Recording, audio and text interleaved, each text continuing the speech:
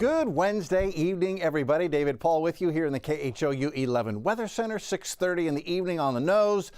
And this has been day 21 in a row with no measurable precipitation at Bush Intercontinental Airport. Now, in the last 21 days, there have been a few scattered showers here and there. Some neighborhoods have had a little drink of water, but overall, we're dry. We've been very dry for the past couple of months. Alone here in just the first half of October, we're 2¼ inches behind. We've had no rain the first half of October, so we're way behind. We're going to begin to introduce rain chances, at least slight rain chances, beginning tomorrow. Got a 20% chance for a scattered shower tomorrow. Bump it up at least a little bit more for Friday and Saturday, and then a front approaching. We've had a model update with this. The latest model run is showing it much wetter Saturday night into Sunday morning. I'm not ready to jump on that wetter forecast, but I'll show you what that model is showing, and we'll talk more about that here in just a minute. In the meantime, burn bans as they stand right now don't include Harris County, but almost all the surrounding counties to the north and east and west of Harris County have burn bans in effect. I believe they're going to take a look at that and maybe vote on that tomorrow for Harris County to see if they're going to put us, Harris County and the Houston area, under a burn ban. But so far that has not happened. Rain chances. Okay, they're not over the top, but at least they're there. 20% chance for a scattered shower Thursday. Friday, 30% chance. Saturday, 30%. Sunday, 20%. Now, here's the thing. This latest computer run that I'll show you in a minute actually brings in some widespread rain Saturday night into Sunday. So we may need to evolve this rain chance a little bit and raise it Saturday and Sunday as this frontal boundary hopefully brings in some rain. We need to get some rain on what is our parched ground. So the headlines: humid late week, weekend rain chances are going to return. And today is an interesting day. It's the anniversary of Hurricane Jerry. Hit Houston, Galveston in 1989 as a Cat 1. It's the latest in the last, I believe, at least 150 years. The latest hurricane that we know of in the last 150 years that's hit the Houston, Galveston area. So sometimes we'll say, you know, at least based on those stats, our hurricane season locally should be over. But I'll show you why we're not saying that just yet, at least not this year. Quick look at the rainfall outlook. Looks like it's drier than normal across the northern plains. We stay normal. We also stay, the temperature outlook staying warm with temps above normal across Texas going to the October 21st through October 25th time frame. Beautiful evening, golden hour. Good evening, Medical Center and everybody out there. 89 was the high today at Bush Intercontinental Airport. Normal is 83, so we were, 6 degrees above normal today. But we did not get near the record for the day of 98. That was set last year on this day in 2024.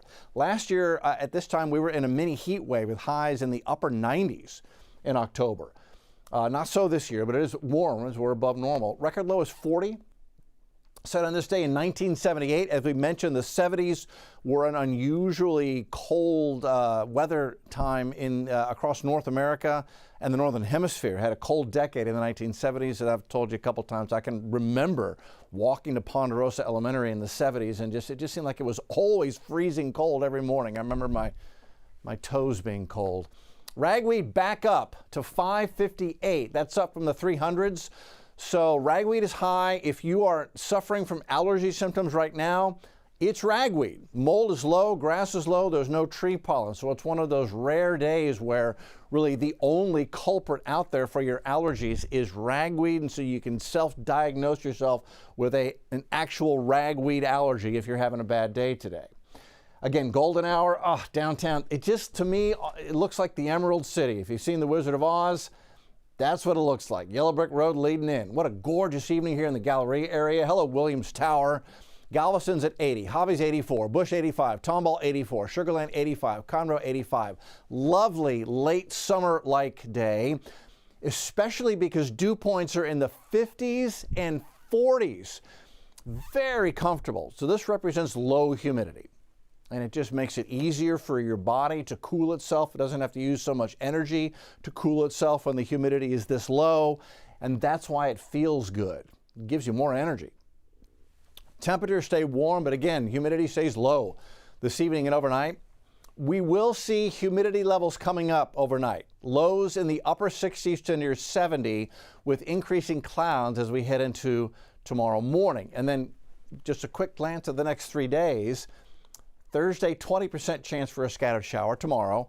Friday, 30% chance. Saturday, 30% chance. And again, Saturday, we may raise that based on some of the modeling we're seeing coming in. I just wanted to step out of the way. Look at downtown Houston just glowing in the evening sunset. Okay, so the map.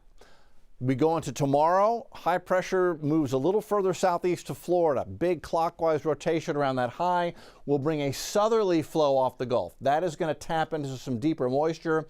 That will raise the humidity tomorrow. That will bring in the 20% chance for a scattered shower tomorrow. So we'll call it muggy with a few showers by tomorrow afternoon. Taking into Friday, it's the same setup, but even more moisture comes up off the Gulf, and we're going to bump rain chances up to 30%, and there may be an isolated thunder shower mixed in. So rain chances aren't over the top, but for Friday, we'll bump it to a 30% chance for a scattered shower with moisture getting a little deeper coming up off the Gulf of Mexico. Where is fall? Good question. This front won't bring it, but this is the front that comes in and gets close to us as we head into Saturday night and then the early hours of Sunday morning. That's the map at 6:30 in the morning. Now, we looked at this the past couple of days, and the modeling the last couple of days, same model run, has had all this wet weather activity much further north, up into the mid-Mississippi and Ohio Valley, and it's had just about nothing for us here. That's why we've kept rain chances down at 20 and 30%. This is the latest run, and this is the American model, and this is giving us a much better coverage of scattered showers and thunder showers Saturday night into early Sunday. So will this actually verify? I hope so, but with only one model run, I need a little bit more evidence, need more backup. I need some back-to-back consistency to say, okay, we're going to raise rain chances for Saturday and Sunday. So we're watching for that possibility. Just keep an eye on the weather as we go into it if you got plans that need dry weather Saturday night into Sunday. Tracking the tropics, everything is settled down. There's nothing out there. Lorenzo's gone. Nothing in the Gulf, nothing in the Carib, nothing in the open Atlantic. At the moment, Hurricane Center has nothing new expected for the next 7 days. And that's not too unusual this time of the year. Things beginning to wind down. And speaking of winding down, today is the anniversary of the latest hurricane to ever hit the upper Texas coast, Houston, Galveston. The latest hurricane that we know of, going back about 150 years or so. Hurricane Jerry made landfall on this day in 1989. It was a Cat 1, had winds of 85. So a couple things. Maybe this is when things really wind down for us, but it also shows you that, hey, we can get hit by a hurricane this time of the year. It actually happened not too long ago, 1989, not too long ago to me. Latest landfalling Texas hurricane in the last 100 years. We actually had a tropical storm that has hit 2 days later than that. In fact, we'll look at that in just a minute, but that was a tropical storm, not a hurricane. So what ends up happening is we get into this time, late September and October, as the fronts start coming. So anything that forms in the Carib, Gulf, East Coast, these fronts come in and they actually just block. They'll just push those storms up to the north and east. And so that's why this time of the year, quite often, they get deflected out and they don't hit us. This is a look at every single tropical storm, named storm, since 1850 that we know of, that occurred on or after this date. Every storm since 1850 that we know of that occurred on or after October the 15th. And you can see how much thicker the lines get western Cuba up into Florida as they just stop being able to get further to the west as the fronts are coming in and literally blocking almost all of them further to the east. All but three. The three in red, these are the three storms that we know of that have bumped into the Texas coast over the last 100 to 150 years. So this is Jerry's track, 1989, came south to north. That was on the 15th. That was the hurricane. This one that came in 1938 on the 17th was a tropical storm, a minimal tropical storm. It was tropical storm number 7 in the 1938 season. So even 2 more days out, we know we can get hit because we have seen it back in 1938, but it was just a tropical storm. This was a tropical storm that came in 1912 near Port Mansfield. So only 3 that we know of. since 1850 have hit the Texas coast. Only one hurricane, and that was the 1989 Jerry. So is the season over? Well, no, it's not. You can't say that it's over. You never know when our stats are going to get busted and we're going to make a new record. Mother Nature doesn't know about our statistics. But our computer modeling is interesting. So the European, the American, the Canadian AI, they're all producing some sort of tropical storm, tropical entity in the West Carib as we head into the week of October the 24th. So we're talking about 9 days out from today. So we'll be watching for potential development here. Where would it go from here?